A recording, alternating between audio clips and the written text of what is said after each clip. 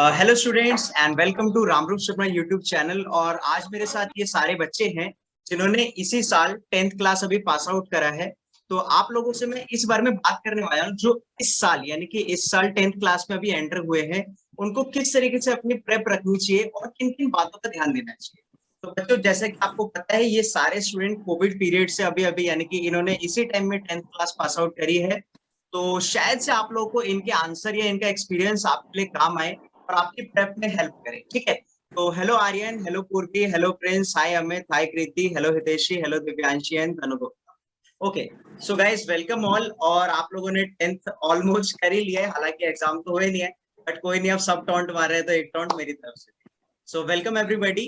And मैं very first question is, जो बच्चों के मन में सबसे मोस्ट कॉमन सवाल आता है, यार 10th में आ तो गया, लाइक पढ़ूं कितना, मतलब दिन में कितने घंटे पढ़ा जाए, 2 घंटे, 3 घंटे, 4 घंटे। तो आपका क्या मतलब अपना पॉइंट ऑफ व्यू, क्या राय रहेगी इस क्वेश्चन को लेके कि कितने घंटे एक बच्चे को पढ़ना चाहिए 10th क्लास? एनीबॉडी?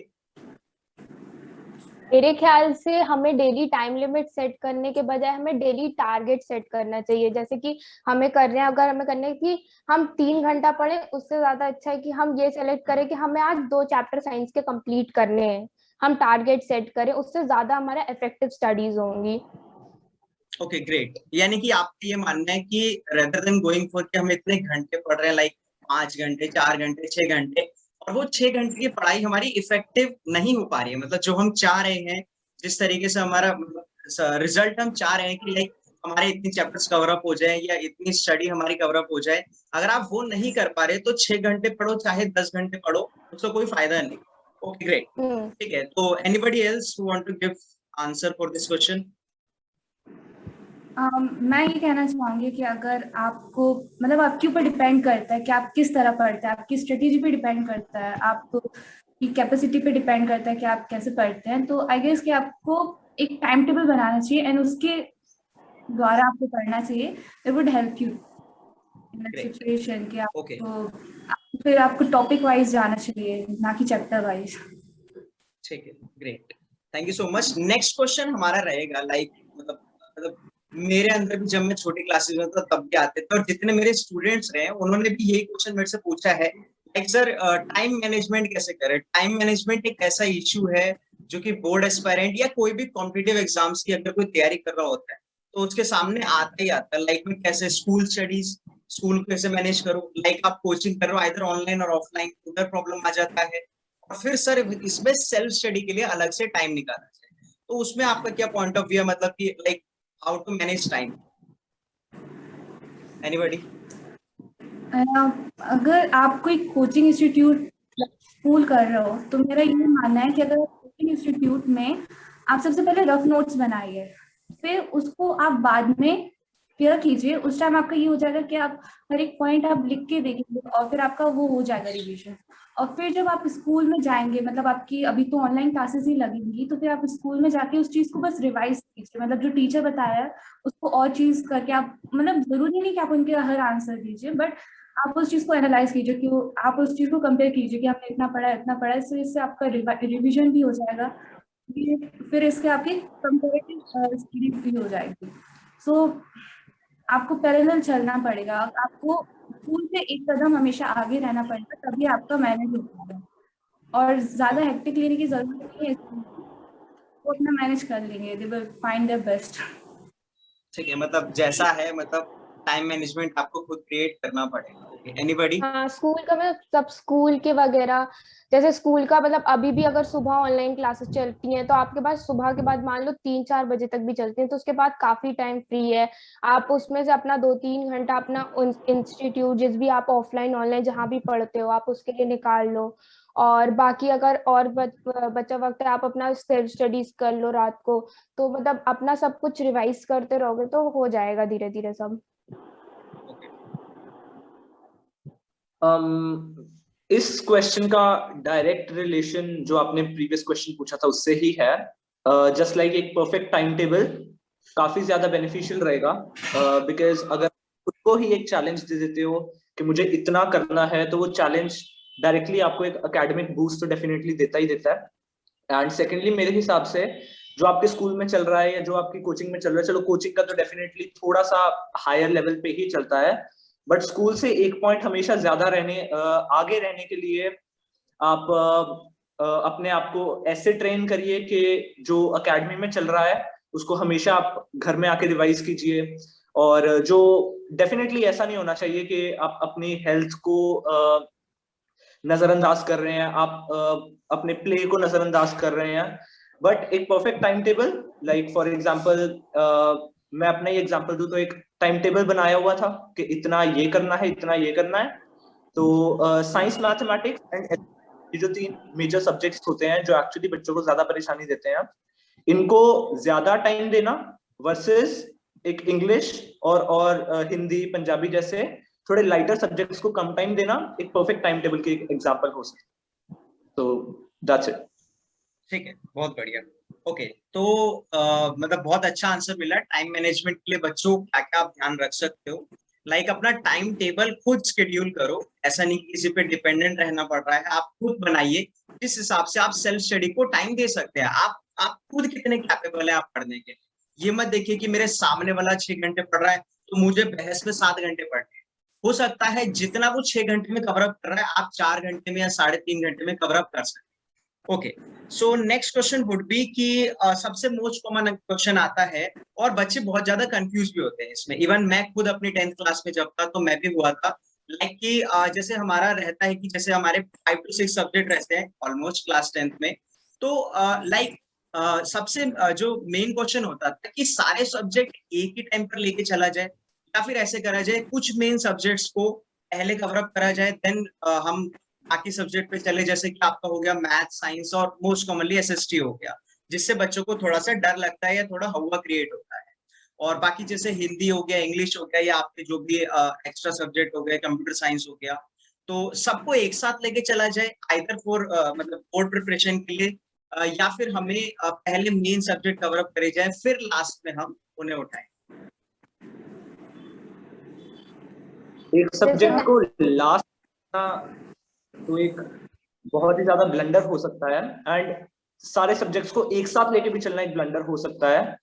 तो एक सही मायने में बोलूं तो साइंस, मैथ्स एंड एसएसटी 3 ऐसे सब्जेक्ट होते हैं जिनको टाइम टू टाइम रिवीजन की जरूरत होती है।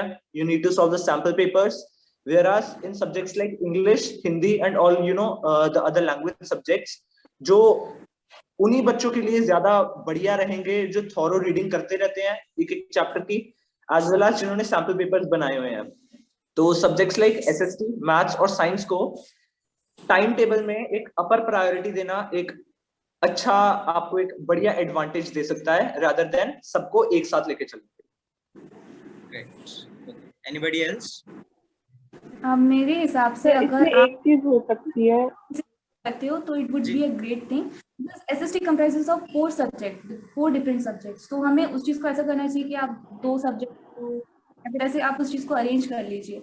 और फिर साइंस को इसमें ऐसा करिए कि एक दिन बायो, एक दिन केमिस्ट्री, एक दिन फिजिक्स, फिर इस चीज को रिपीट करिए, और फिर मैथ्स को एवरीडे। फिर आपके पास बचते 2 other subjects, Hindi, English.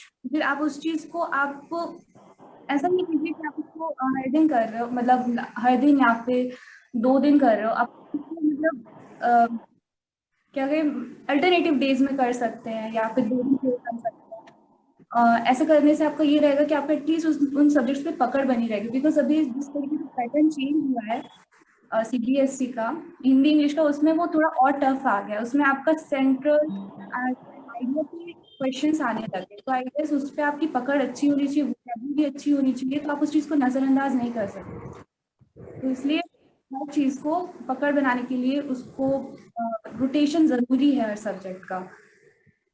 Okay, Divyanshi? फिर इसमें आप वीकली बेसिस पे लेके चल सकते हैं। जैसे आपने वीक के 4 डेज जो है वो 3 मेन सब्जेक्ट्स को दिए अपने, तो जो लास्ट के 3 डेज है वो आप अपने लैंग्वेज बेस्ड सब्जेक्ट्स को दीजिए, क्योंकि इंग्लिश और हिंदी अब ऐसे सब्जेक्ट्स हो गए हैं जिनमें काफी अच्छा स्कोर कर पाते हैं बच्चे, क्योंकि पहले काफी कम स्कोर होता था। तो अब आपका जो मेन फोकस है वो मेन 3 सब्जेक्ट्स पे होना चाहिए, कि मैथ, साइंस, एसएसटी है। बट इंग्लिश, हिंदी, कंप्यूटर और अदर लैंग्वेजेस को उसकी वजह से इग्नोर बिल्कुल नहीं करना चाहिए। मैंने जो फॉलो किया था वो था वीकली बेसिस का। मैंने अपने 4 दिन जो थे वो प्रायोरिटी मेन 3 सब्जेक्ट्स को दिए, और जो नेक्स्ट के 3 दिन बचते थे उनमें मैंने अपना लैंग्वेज सब्जेक्ट को स्ट्रॉन्ग किया। इससे मेरा जो लास्ट टाइम, जैसे अप्रैल का मंथ था अभी, पहले ही कैंसिल नहीं हुए, तो इस टाइम मुझे प्रेशर कम फील हुआ था अपने ऊपर। तो बस तो मतलब जो मैं नेक्स्ट क्वेश्चन पूछने वाला था उसका आंसर आपने पहले ही दे दिया। लाइक मेरा नेक्स्ट क्वेश्चन होने वाला था कि हमें शॉर्ट टर्म गोल्स को प्रेफरेंस देनी चाहिए या फिर लॉन्ग टर्म गोल्स को। तो आप लोगों ने खुद ही आंसर बता दिया कि शॉर्ट टर्म बना के चलो, वीकली बेसिस पर या डेली बेसिस पर, जैसे आपको सही लगे, और सारे सब्जेक्ट्स को मैनेज करके चलो, जिससे कि क्या होगा कि लाइक कुछ बच्चे क्या करते हैं, लाइक मैं खुद भी ऐसा ही था, ठीक है ना, कि साइंस मैथ्स तो रिगड़े जा रहे हैं, फेले जा रहे हैं भाई, उसमें धुआंधार हो गए, और एसएसटी में हवा टाइट रहती है जब पेपर आने वाला होता है तो है ना, मतलब लाइक होता है मोस्ट ऑफ द स्टूडेंट्स के साथ, जो मतलब आगे जाके साइंस परस्यू करने वाले होते हैं, तो एसएसटी को कहीं ना कहीं थोड़ा सा ऐसे लेके चलते कि हो जाएगा, चल कर लेंगे, बट वो फिर उन पर प्रेशर क्रिएट करता है आगे जाके। तो ये बेटर रहेगा कि आप शॉर्ट टर्म गोल्स बनाओ, वीकली बेसिस पर पढ़ो, चाहे हफ्ते में 1 दिन दो दिन दो, पर उस सब्जेक्ट को कहीं ना कहीं कवर अप करके चलो। ओके, तो नेक्स्ट क्वेश्चन पर मैं चलूंगा। शॉर्ट टर्म और लॉन्ग टर्म तो आपने ऑटोमेटिकली आंसर दे दिया है। वही नेक्स्ट क्वेश्चन भी हमारा वही रहेगा कि कुछ बच्चे, ऑब्वियस सी बात है, बच्चे ये जानना चाहते हैं कि बुक्स प्रेफरेंस क्या होता है। पहले मैं बता दूं, कोई भी हमारा बुक का स्पॉन्सर नहीं है, तो जो भी बच्चे बोल रहे हैं अपने मन से बोलेंगे, ना हमें किसी ने पैसा दिया है, ना हमने किसी को पैसे लिए है किसी से। तो एनीबडी जो बुक प्रेफरेंस बताना चाहेगा science maths, either for competitive और फॉर बोर्ड एग्जामिनेशन, जैसे आपको सही लगे। अगर इधर दो केसेस बन सकते हैं। एक केस तो रहेगा अगर आप किसी कोचिंग में जाते हो जो डेफिनेटली आपको जेईई नीट फाउंडेशन देता है, वर्सेस अगर आप 10th के लिए अपने सेल्फ तैयारी कर रहे हो। तो अगर सेल्फ तैयारी कर रहे हो तो आप कोई भी डेफिनेटली कोई भी बुक बाय कर सकते हो। लाइक काफी ऑप्शंस आती हैं आजकल मार्केट में, स्पेशली अगर एनटीएससी पे आपका फोकस है तो एनटीएससी पे आपकी परफेक्ट बुक रहती है जो डेफिनेटली शॉर्ट रिविजन्स के लिए काफी हेल्पफुल रहती है। बिकॉज जो हर चैप्टर होता है 10th 9th का, स्पेशली 10th का, उसको बहुत शॉर्ट क्रिस्प मैनर में as well as with MCQs अच्छे से एक्सप्लेन किया जाता है। वेयर एज अगर आप एक कोचिंग में जाते हो तो उनके जो मॉड्यूल्स मिलते हैं वो डेफिनेटली बहुत ही परफेक्ट मटेरियल होता है। बिकॉज उनके अंदर चीजें ऐसी होती हैं जो 10th को तो आपकी फ्लरिश कर ही देती हैं, पॉलिश कर ही देती हैं, बट डेफिनेटली जो 11th 12th का एक सर्टेन बेस होता है जो कनेक्टेड होता है आपके 10th के चैप्टर के साथ, उसका भी थोड़ा सा ग्लिम्स आपको दे देती है। फॉर एग्जांपल अगर मैं एक एग्जांपल दूं तो जिस इंस्टीट्यूट में मैं जाता था उन्होंने जो एक बुक प्रोवाइड करी थी फिजिक्स की स्पेशली, तो उसके अंदर जो चैप्टर अपना magnetic effects of electric current जो हमारे 10th का चैप्टर था, एसीडीसी और एसीडीसी स्पेसिफिकली जो 12th का सीधा चैप्टर है उसका एक छोटा ग्लिम्स दिया हुआ है। वेराज केमिस्ट्री की अगर मैं बात करूं तो कार्बन हमारे पास एक चैप्टर होता है, तो आईयूपैक नॉमेनक्लेचर जो 11th का टॉपिक है उसको एक ब्रीफ में एक्सप्लेन करा गया है। वेराज अगर एनसीईआरटी को ही मैं टच में लूं तो इस बार तो मेटलर्जी पूरा कट ही गया था, वेराज जो मेटलर्जी टॉपिक है वो 12th के अंदर जाके आता है। तो आप अपने आप को एक हल्का सा बूस्ट भी दे सकते हो वो चैप्टर्स पढ़ के, बिकॉज डेफिनेटली पूरा चैप्टर पढ़ने की तो जरूरत नहीं होती है, लेकिन एक छोटा सा ग्लिम्स लेना कि चैप्टर किस बारे में है, क्या चीज है उस चैप्टर के अंदर, तो वो डेफिनेटली आपको एक एकेडमिक बूस्ट भी दे देता है और आप थोड़ा सा आगे डेफिनेटली मूव कर ही लेते हो। वेराज बुक प्रेफरेंस तो प्रदीप एक काफी परफेक्ट बुक रहती है, एंड आरडी शर्मा तो वैसे भी जो बच्चे हैं वो फॉलो करते ही रहते हैं, तो आरडी शर्मा मैथमेटिक्स के लिए 9th 10th के लिए बहुत ही परफेक्ट बुक है। वेराज साइंसेस के लिए एवरग्रीन अच्छी बुक है, एंड एचसी वर्मा की खुद एक फाउंडेशन की बुक आती है, तो वो भी अच्छी बुक्स है। Whereas it all depends कि अगर आप एनसीईआरटी से अपने आप को सेटिस्फाइड रख सकते हो, then it's well and good. Whereas अगर आपको थोड़ा सा एकेडमिक बूस्ट लेना है तो आप कोई भी जेईई नीट फाउंडेशन की बुक ले सकते हो। Anybody else? मैं about both. ये पूछना चाहूंगी, जो बच्चा बुक लेने चाहता है उसका टारगेट क्या है बेसिकली? इट सीबीएसई को टॉप करना है या फिर एनटीएससी करना है या फिर आपको जेईई के लिए जाना है? अगर आप जेईई के लिए जाना चाहते हो then you will get the many books by the institution itself. तो अगर आपको सीबीएसई करना चाहते हो, जो कि मेरा एक टारगेट था वंस, कि आपको सबसे पहले एनसीईआरटी को अच्छे से दबोचना है। I mean you should have a great grasp on all the concepts of the NCERT. और उसके लिए अलावा अगर आप प्रिपरेशन चूज करना चाहते हो for the science, I will go with the Pearson की जो सीबीएसई के लिए आती है, उसकी 2 बुक्स आती है, एक जेईई फाउंडेशन के लिए और एक सीबीएसई के लिए। तो I will go with the CBSE. और एक और बुक है S Chand, that is India wide nation wide preferred for CBSE. So उसके लिए मैं इतना वो नहीं करना चाहूंगी, क्योंकि उसमें इतना डिटेल दिया गया है कि आप उस पढ़ के आप खुद ही इतना घिस जाओगे। तो लेकिन पियर्सन में बहुत ही अच्छी तरीके से, बहुत ही तरीके से दिया गया है। So I will prefer the Pearson for the science. And maths के लिए तो एनसीईआरटी अच्छी है, आर डी शर्मा अच्छी है, एंड कोई भी कर लो उसमें, तो आपको बस क्वेश्चंस अच्छे से आना चाहिए, then you will get that.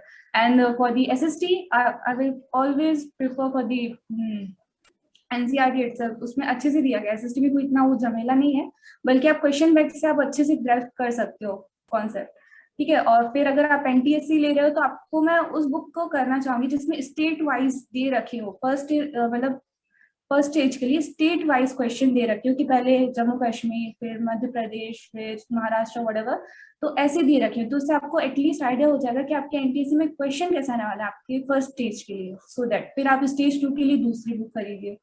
तो that's what I did in my 10th। Okay, तो दिव्यांशी आप बोलना चाह रहे थे, बट आपके लिए मैं एक और क्वेश्चन ले आया हूँ। मतलब आपके ही क्वेश्चन से एक मेरा क्वेश्चन मन में निकल कर आया है कि रोल ऑफ एनसीईआरटी। तो दिव्यांशी अगर आप बता पाएंगे कि लोग बच्चे क्या करते हैं, एनसीईआरटी को नेग्लेक्ट कर देते हैं, पागल है क्या, ये कौन पढ़ेगा, मतलब मोस्टली कर ही देते हैं। हमें तो या तो अपन के पास मॉड्यूल है या फिर अपन के पास कोई साइड बाय साइड बुक्स चल रही है, नोट्स हमारे बहुत तगड़े हैं। एनसीईआरटी को बच्चे कहीं ना कहीं नेग्लेक्ट करते हैं। तो रोल ऑफ एनसीईआरटी आप क्या बताना चाहेंगे दिव्यांशी जी, आइदर फॉर कॉम्पिटिटिव एग्जामिनेशन और फॉर बोर्ड एग्जामिनेशन? जो बच्चे होते हैं वो मोस्टली प्रेफरेंसेस की तरफ भागते हैं, साइंस में कोई प्रेफरेंस लेंगे या फिर मैथ्स में लेंगे।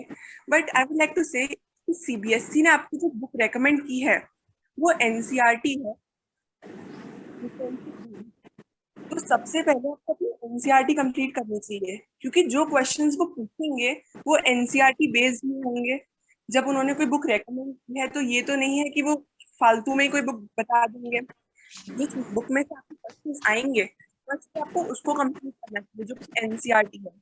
एनसीईआरटी का रोल कॉम्पिटिटिव एग्जाम को भी काफी ज्यादा होता है, क्योंकि हर चीज आप कोई भी क्वेश्चन उठा के देख सकते हैं, 90% ऑफ द क्वेश्चन होते हैं वो एनसीईआरटी के होते हैं, आइदर एसएसटी हो, साइंस हो। मैथ्स में हाँ आपकी आरडी शर्मा या फिर आरएस सवाल कर लेनी चाहिए, इसमें प्रैक्टिस की जरूरत है। तो सो एक क्वेश्चन रहेगा अमित देवनाथ के लिए। मैं अमित से पूछना चाह रहा हूँ, मतलब मैं थोड़ा जानना चाह रहा हूँ, जो बच्चे कम बोल रहे हैं। तो अमित, क्या हम बच्चों को मोटिवेट कर सकते हैं, like how to be positive, मतलब कि हमें पॉजिटिव कैसे रहना चाहिए अपनी इस जर्नी में क्लास 10 के, like how to be motivated कि हाँ यार अपन कर देंगे, ऐसा कोई डरने वाली बात नहीं है, नंबर स्कोर हो जाएगा, इतना हाइप क्रिएट करने का जरूरत नहीं है। तो अमित, अगर आप कुछ इस पर बोलना चाहें तो। लाइक डरने वाली कोई बात नहीं है, सच की बहुत कुछ ज्यादा है, लाइक डेट और लाइफ की सिचुएशन है। सच कि अगर आप अच्छा नहीं करते तो आप बहुत बुरा हो जाएगा, ऐसा कुछ नहीं है। एक ये सिंपल एग्जाम है एंड एकदम आपको कूल होके काम करना है, क्योंकि अगर आप मेहनत करते हो, अगर आपको पता है कि मैं कर सकता हूँ, मैं मेहनत करता हूँ, तो डरने की क्या बात है उसके लिए। अच्छे से हर दिन मेहनत करो, कंसिस्टेंट रहो और अपना 100% दो, क्योंकि अगर आप अपना 100% देते हो, अब अगर अपनी तरफ से बहुत ज्यादा मेहनत करते हो तो आपको पता होगा कि आप अच्छा कर सकते हो। और रही बात रिजल्ट की, क्योंकि रिजल्ट हमारे हाथ में नहीं होती, हम मेहनत कर सकते हैं तो मेहनत करो अच्छे से, रिजल्ट वो जब आएगा तब देखा जाएगा। तो वही कहना चाहता हूँ। और मोटिवेट रहने के सच कोई, क्योंकि अगर आप मेहनत करते हो तो वही आपके लिए एक मोटिवेशन का काम करेगी। तो बस। Correct correct. तो बहुत अच्छा लगा अमित, बहुत ही पॉजिटिव आंसर दिया। यस प्रीति। मेरे ख्याल से हमें अपने मार्क्स पे ज्यादा फोकस करने से अच्छा है कि हम अपने फोकस करें कि हम कितना पढ़ाई अपना 100% दे, बाकी मार्क्स की चिंता नहीं करनी चाहिए। क्योंकि अगर हम अपना 100% देते हैं तो जितने भी मार्क्स आए हमें अच्छा ही लगे, क्योंकि हमें अपनी तरफ से सब पूरा करना चाहिए। एक सेटिस्फैक्शन आता है, फिर सेटिस्फैक्शन चाहे अगर हमने अपना 100% नहीं दिया तो चाहे हमारे 95+ भी आए, वो सेटिस्फैक्शन नहीं रहता है हमारा। हितेशी, तनु, आप में से कोई आंसर देना चाहेगा, लाइक पॉजिटिव कैसे रहा जाए, मतलब लाइक बच्चे थोड़ा सा डिप्रेस हो जाते हैं, टेंशन में आ जाते हैं? एनीबॉडी? मोटिवेट हर मंथ करना चाहिए बच्चे को, लेकिन वो इतना नहीं कि बच्चे मतलब अपने मार्क्स पे फोकस ना कर पाए, क्योंकि मोटिवेट रहने से मार्क्स नहीं आते, मार्क्स पढ़ने से आते हैं। तो आपको पढ़ाई पे ज्यादा फोकस करना चाहिए मोटिवेट से ज्यादा। एग्जैक्टली, मतलब ज्यादा, मतलब जैसे ये मेरे को बहुत अच्छा लगा कि मोटिवेशन, पॉजिटिविटी कुछ होता ही नहीं, अगर आप पढ़ाई पर ध्यान दोगे तो ऑटोमेटिकली आप मोटिवेट हो जाते हो। एज सच आपको कोई मतलब यूट्यूब पे जाके मतलब मोटिवेट होने की जरूरत नहीं है XYZ को देख के, ठीक है। तो नेक्स्ट क्वेश्चन हमारा रहेगा, लाइक ये भी क्वेश्चन हमारा कवर अप हो ही गया कि जो ये हाइप क्रिएट हो जाते हैं या प्रेशर, इसको मतलब ठीक है कैसे इससे दूर रहा जाए। तो आप लोगों के बहुत यूनिक यूनिक आंसर्स है। लाइक कुछ बच्चों ने बोला कि पढ़ाई पर ही ध्यान दो डायरेक्ट, कुछ ने बोला कि मोटिवेट ऑटोमेटिकली तब आ जाएगा जब आप पढ़ने लग जाओगे, स्कोर आपका ऑटोमेटिकली बन जाएगा। और नेगेटिविटी आते ही उनके मन में या तो जिनकी प्रेप कम चल रही होती है या फिर अंदर से उनका कॉन्फिडेंस कहीं ना कहीं कम होता है खुद को लेकर कि मैं इतना स्कोर कर भी पाऊंगा या नहीं कर पाऊंगा। ओके, तो नेक्स्ट क्वेश्चन क्या रहेगा? नेक्स्ट क्वेश्चन बहुत कॉमन सा क्वेश्चन है। लाइक बच्चे सबसे ज्यादा मतलब बहुत से ज्यादा क्वेश्चन पूछा जाता है कि कौन सी सर डेट मेरे को बता दीजिए, महीना, डेट और टाइम, जब तक मैं अपना सिलेबस खत्म कर लूं और मेरा अच्छा स्कोर हो जाए। मतलब बेसिकली कि किस टाइम तक हमारा सिलेबस कवर अप हो जाना चाहिए जिससे कि हम 90 प्लस मतलब स्कोर ना बोल के एक अच्छा बच्चा अपने से जितना उसकी कैपेबिलिटी है खुद से वो 10% एक्स्ट्रा ला सके। मेरे ख्याल से अगर बोर्ड्स के पर्सपेक्टिव से देखा जाए, तो अगर बोर्ड्स के पर्सपेक्टिव से देखना है तो हमें अपना कोर्स अगर नवंबर तक भी कंप्लीट कर लेते हैं तो सही है, क्योंकि फिर उसके बाद हम 2 महीना अपना अपना PYQs लगा लें सारे क्वेश्चंस और PYQs, और फिर हम 1 महीना सैम्पल पेपर भी लगा ले। तो जब sample paper, previous year papers ये सब लग जाएंगे तो ऑटोमेटिकली हमारी तैयारी हो जाती है। फिर रिवीजन साथ में PYQs और उन सब के साथ रिवीजन भी हल्का हल्का करते रहे तो हो जाता है। और बाकी अगर NTSC के पर्सपेक्टिव से देखें तो NTSC के हिसाब से अगर हम हमारा भी सितंबर तक भी कर लेते, क्योंकि NTSC दिसंबर में होता है, तो हमें 2 महीने मिल जाते हैं। हम उसमें आराम से बैठ के सारे प्रीवियस ईयर्स जैसे भी अपना स्टेट का लगा सकते हैं, तो हमें काफी अच्छा आइडिया हो जाएगा उससे। Okay, anybody else? NCERT NTSC point of view तो डेफिनेटली हो ही गया, बट अगर आप डेडिकेटेड जेई एस्पिरेंट है, डेडिकेटेड नीट एस्पिरेंट है, तो वो एक रूट टोटल डिफरेंट आ जाता है। बिकॉज NTSC तो डेफिनेटली दिसंबर में होता है, एंड इस बार हुआ था, अगली बार का पता नहीं कब होगा, कोई स्पेसिफाइड डेट नहीं है। तो अगर आप अपना अप्रोच ये रखें कि आप खुद अपने एंड से सिलेबस सारा सितंबर या अक्टूबर तक खत्म कर लें, तो और आप थोड़े से लाइक बेसिक कॉन्सेप्ट्स 11th के, लाइक एक मैथ्स का पकड़ लिया, एक फिजिक्स का पकड़ लिया, एक केमिस्ट्री का, नीट एस्पिरेंट्स ने एक बायो का पकड़ लिया। यूजुअली जो फर्स्ट चैप्टर्स होते हैं सबके, मैथमेटिक्स के अंदर बेसिक इनइक्वालिटीज हो गया, एंड देन सेट्स वगैरह हो गया, एंड फिजिक्स के अंदर यूनिट्स, डायमेंशंस, और केमिस्ट्री के अंदर तो कुछ भी कर लो, सेम ही होता है। तो अगर ये सब आपने कर लिया है देन वेल एंड गुड। तो आप इतना अप्रोच रख सकते हो कि आपका जो ये अभी मैंने कंटेंट्स बताए, ये मैक्सिमम अगर आप पूरे इसको रगड़ रहे हो मेंस पॉइंट ऑफ व्यू से भी, या फिर सिर्फ NCERT पॉइंट ऑफ व्यू से ही आप इसको देख रहे हो, तब it would take around 1 to 1.5 month to the max. उससे ज्यादा, या फिर 2 months लग सकते हैं, उससे ज्यादा नहीं लगेगा। तो उसके बाद NTSC शुरू हो जाएगा, तो NTSC की रिविजन, एंड उसके बाद आपकी बोर्ड्स की दोबारा रिविजन शुरू हो जाएगी। तो इस बार तो चलो मई तक एक्सटेंड हो गए थे, बट डेफिनेटली नेक्स्ट टाइम का कुछ आइडिया नहीं है, और यूजुअली मोस्ट प्रोबेबली नहीं होंगे नेक्स्ट टाइम तक। तो जो लास्ट के 2-3 महीने हैं वो मोर देन इनफ रहते हैं बोर्ड्स की प्रिपरेशन के लिए, क्योंकि उससे ज्यादा आपको करना भी नहीं पड़ता। जो जेई के बच्चे होते हैं वो भी लास्ट के 3-4 महीने में पूरा 11वीं 12वीं का कर लेते हैं, तो 10th का तो लाइक इतना कुछ है नहीं करने के लिए। तो यही स्केड्यूल, अगर आप जेई नीट फाउंडेशन के लिए आप फोकस्ड हैं जेई के लिए, तो आई गेस ये स्केड्यूल एक परफेक्ट स्केड्यूल रह सकता है। एग्जैक्टली, तो मतलब हमें पता चल रहा है कि हर टाइप का जो भी कैंडिडेट इस वीडियो को देख रहा है या देखने वाले आगे जाके, तो सबके लिए यही रहेगा कि जो सिर्फ बोर्ड का प्रेप लेके चल रहे हैं उनके लिए भी आपको आंसर्स मिल रहे हैं, जो NTSC प्लस बोर्ड्स के लिए कर रहे हैं उनके लिए भी बच्चा पार्टी आंसर आपको मिल रहा है, कैसे आपको प्रिपरेशन फॉलो अप करना है। और जो जेई नीट एस्पिरेंट्स होते हैं लाइक 9-10 से ही अर्ली स्टार्ट देना चाहते हैं, उनके लिए भी परफेक्ट आंसर्स आपको मिल रहा है। ओके, एक दो सवाल और उसके बाद अपन ये मीट एंड करने वाले हैं गाइस। ठीक है, तो ऑब्वियस सी बात है, हमने कवर अप कर लिया है कि एक एवरेज और बिलो एवरेज स्टूडेंट कैसे पढ़ना चाहिए। हमने इतना प्लान्स बता दिया, ऑब्वियस सी बात है बच्चे ठीक है ना समझ जाएंगे कि किस तरीके से प्रेप रखनी चाहिए। तो सबसे मोस्ट कॉमन सवाल कि इस समय पर क्योंकि कोविड-19 पीरियड चल रहा है, जो भी अब तो एक और नया ही उसका अपने चल रहा है कोरोना वायरस का, तो बच्चों को ऑनलाइन के लिए जाना चाहिए क्योंकि ऑफलाइन तो अभी चल नहीं रहा है। तो either they should go for online और ऑफलाइन, एनीबॉडी, मतलब ऐसा आपको लगता है? क्योंकि आप लोग कहाँ से पढ़े हो ये भी डिपेंड करता है, ऑब्वियस सी बात है। जिस टाइम पर आप क्लास 10 से निकले हो तो उस टाइम पर ऑनलाइन ही स्टडी आपके पास अवेलेबल थी, और एज वेल एज आपने अपनी 9th क्लास में ऑफलाइन से ही पढ़ा होगा ऑब्वियस सी बात है, क्योंकि ऑनलाइन का जो ट्रेंड शुरू हुआ है वो लास्ट ईयर से स्टार्ट हुआ है। उससे पहले इतना हाई लेवल का नहीं था जिस लेवल का अब हो गया है लास्ट ईयर से। तो आपको क्या लगता है, ऑनलाइन सही है या ऑफलाइन? मेरे पॉइंट ऑफ व्यू से अभी की सिचुएशन देखते हुए तो ऑनलाइन ज्यादा सही है, क्योंकि जो टीचर्स, मैं मानती हूँ कि हाँ ऑफलाइन वाले टीचर्स बहुत अच्छा पढ़ाते हैं, ये वो नहीं है इसमें कि ऑफलाइन टीचर्स अच्छा नहीं पढ़ाते हैं, बट ये होता है कि आपका जब आप एक वैसे नॉर्मल क्लासरूम में पढ़ाते हो और जब आप उस पे आते हो वीडियो कॉल पे पढ़ाते हो या जैसे भी ऑनलाइन पढ़ाते हो, तो आपको थोड़ी दिक्कत आती है, आपको थोड़ा समझाने में, कम्युनिकेशन। पर जो ऑलरेडी ऑनलाइन पढ़ा रहा होगा उसको पता है कि कैसे मैनेज करना है, क्या करना है, किस हिसाब से किधर जाना है, तो किधर बच्चे को आ सकता है डाउट अपने से।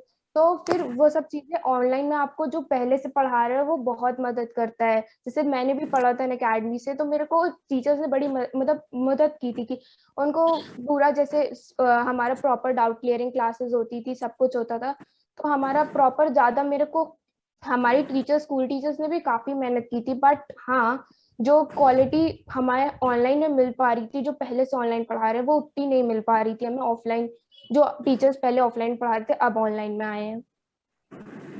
मतलब एक तरीके से कहना ही है ऑनलाइन आपका टाइम सेविंग है, लाइक ऑफलाइन में क्या होता है, कोचिंग जाना आना, बीच में मोमोज खाना और दोस्तों से मिलना, बातचीत करना, बहुत चीजें होती है। और घर पे क्या रहता है कि पेरेंट्स का एक नजर रहती है आप पे, है ना।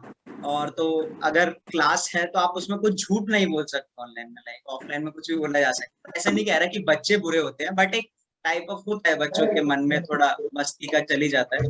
तो मतलब ऑनलाइन में आपका इन सब चीजों का बहुत ज्यादा रेस्ट्रिक्शंस हो जाता है, है ना। अभी तो वैसे भी हम ऑनलाइन ऑफलाइन नहीं कर सकते, क्योंकि अभी वैसे भी हमारे यहाँ काफी जगह लॉकडाउन लग गया है, और फिर इतनी सिचुएशन इतनी वर्स हो जा रही है कि 3 लाख केसेस आ रहे हैं पर डे, तो इस वजह से अभी हमें ऑनलाइन ही करना चाहिए prefer. So great, anybody else, क्योंकि ये हमारा लास्ट क्वेश्चन होने वाला है, ठीक है। तो इसके बाद बहुत मतलब अच्छा रहा, तो हाँ जी जी जी जी जी। अभी कोविड चल रहा है तो ऑनलाइन बहुत ज्यादा बेटर है ऑफलाइन से, बिकॉज आप ऑफिस के लिए जाएंगे तो आपको वहाँ भी ऑनलाइन ही क्लासेस देंगे वो, और अगर आप ऑनलाइन में दिखेंगे तो अनअकैडमी बेस्ट है, बिकॉज यहाँ पे बहुत सारे टीचर्स हैं, मतलब आपको ये नहीं कि आपको एक टीचर से पढ़ना है, जैसा आपको समझ में आता है उसी से पढ़ सकते हो। वहाँ पे डाउट क्लियरिंग सेशंस भी होते हैं, वहाँ पे आपके सारे डाउट्स क्लियर हो सकते हैं। मतलब ये नहीं कि जूम पे जैसे कि अभी स्कूल में क्लासेस ले रहे हैं तो वहाँ पे बच्चों को समझ में आता है नहीं होता है, क्लास में रिकॉर्ड नहीं होती है, लेकिन अनअकैडमी के साथ ही जितने कंफ्लिक्ट्स हैं वो नहीं होते हैं, वहाँ पे आपको प्रॉपर पढ़ाई मिलती है। और ओके, लास्ट रिस्पांस जल्दी, हाँ भाई, एनीबॉडी। परफेक्ट के पॉइंट ऑफ व्यू से देखें तो ऑनलाइन एक काफी रिलायबल ऑप्शन रहा है। ऑनलाइन एजुकेशन ने लाइक 2020 के अंदर तो काफी ग्रोथ भी कर लिया, and now perfect platforms like Unacademy ने इतना अपना ग्रोथ एक्सटेंड कर लिया that you have the best teachers over there, not only for CBSE, not only for NTSE Foundation, but you have got the best staff of JEE from the top institutes of Kota. Whereas foundation के अंदर भी and it's not only के हमारे पास online के अंदर सिर्फ एक JEE और एक नीट का ऑप्शन है, बट हमारे पास CBSE का ऑप्शन है, हमारे पास और भी like competitive exams like UPSC, teacher eligibility test और फॉरेन लैंग्वेजेस का भी कोर्सेज होते हैं। तो right now you can choose from whom you get the education. आपके पास चॉइस रहती है कि आपको किन से पढ़ना है, and no teacher is bad definitely, but आपके साथ जिसकी बॉन्डिंग बैठ रही है आप डेफिनेटली उनको चूज कर सकते हैं। तो ऑनलाइन के अंदर ये एक परफेक्ट एडवांटेज रहता है कि बच्चे ट्राई कर सकते हैं कि कौन सा टीचर उनके लिए बेस्ट है, और वो इवेंचुअली उन्हीं के साथ अपनी जर्नी कंटिन्यू कर सकते हैं। ओके, लास्ट रिस्पॉन्स तनु गुप्ता, फटाफट, फास्ट। मैं इसी को थोड़ा कंटिन्यू करना चाहूंगी। जिस हिसाब से केसेस वगैरह बढ़ रहे हैं उस हिसाब से ऑनलाइन ही परफेक्ट होगा। और जैसा कि अनअकैडमी से मैं पढ़ी हूँ इस साल, तो अनअकैडमी मेरे हिसाब से बेस्ट है, बिकॉज वहाँ पे काफ़ी सारे ऑप्शंस हैं और काफ़ी सारे टीचर्स हैं जो कोटा से हैं और काफ़ी टॉप एजुकेटर्स हैं वहाँ पे, तो वहां से भी पढ़ना बहुत अच्छा होगा। तो ऑनलाइन तो ऑब्वियसली बहुत परफेक्ट है। सो तो बहुत बढ़िया लगा आप लोगों के साथ यार, मतलब काफी अच्छा था सेशन ये। मतलब मैं कुछ ऐड करना चाहूंगा कि अगर आप ऑनलाइन चूज करते हो कि आपको ऑनलाइन पढ़ना है, तो आपको खुद सेल्फ डेडिकेटेड होना पड़ेगा अपनी स्टडीज के लिए। क्योंकि ऑनलाइन आप जब पढ़ते हो तब आप एक साइड में क्लास खोल के दूसरे साइड में आप गेम भी खेल सकते हो, और उससे आपको आपके पेरेंट्स को भी पता नहीं चलेगा कि आप पढ़ रहे हो या गेम खेल रहे हो। तो अगर आप ऑनलाइन चूज करते हो तो आपको खुद को सेल्फ डेडिकेटेड करना पड़ेगा कि मैं डिसिप्लिन होके पढ़ाई करूंगा, ना ही कि दूसरे गेम खेलने लग जाऊंगा। तो अगर आप ऑनलाइन चूज करते हो तो आप सबसे पहले आपके अंदर डिसिप्लिन, सेल्फ डेडिकेटेड होना होगा, तभी आप ऑनलाइन कर सकते हो। सो बहुत अच्छा था, ऑलमोस्ट सभी बच्चों का आंसर मिल गया होगा, आई होप सो। और thank you very much Aryan, thank you so much Kriti, Prince, Hiteshi, Purvi, Amit, Divyanshi and Tanu Gupta अपना इम्पोर्टेंट टाइम निकालने के लिए। And hope so next video में भी हम मिलेंगे। So everybody, and take care of your health, अपना ध्यान रखिएगा, एंड आप सभी भी जो बच्चे देख रहे हैं। और thank you so much everybody, may God bless everyone, and bye bye and take